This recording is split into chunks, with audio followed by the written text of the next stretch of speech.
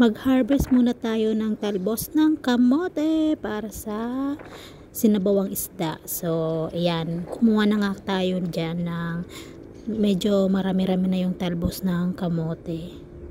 So, kinuha ko na lahat yung mga namumula dyan. Ayan. Nakatipid na tayo, 'di ba? So, magkano na isang tali ng talbos ngayon? 10. Maliit lang 'yun. Buti na lang, merong tanim dito sa labas ng bahay. Nakihingi lang tayo. Joke.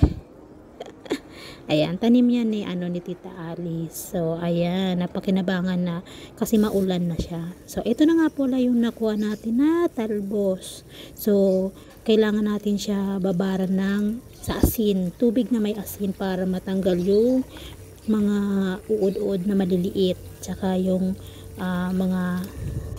yung putik nga, yung mga medyo may lupa, 'di ba? So, ayan na, ito yung kalalabasan nung may asin na tubig. Ayan. So, banawan natin siya maigi para asin talaga sobrang linis. So, ayan na, magisa na tayo. So, una, luya, bawang, sibuyas, and then kamatis. So, ginagawa ko kasi sa isda, ganyan. Ginigisa ko muna yung isda sa ricado. Parang piniprito ko siya dyan para medyo mawala yung langsa. Ayan, balik na rin natin. Then, alisin ko muna siya dyan. Ayan. Then, lagyan na natin siya ng tubig. Then, pakuluan lang natin siya. Lagyan natin siya ng paminta asin. Then, pakuluan. Then, after ng kumulo, ibabalik natin yung isda. Ayan.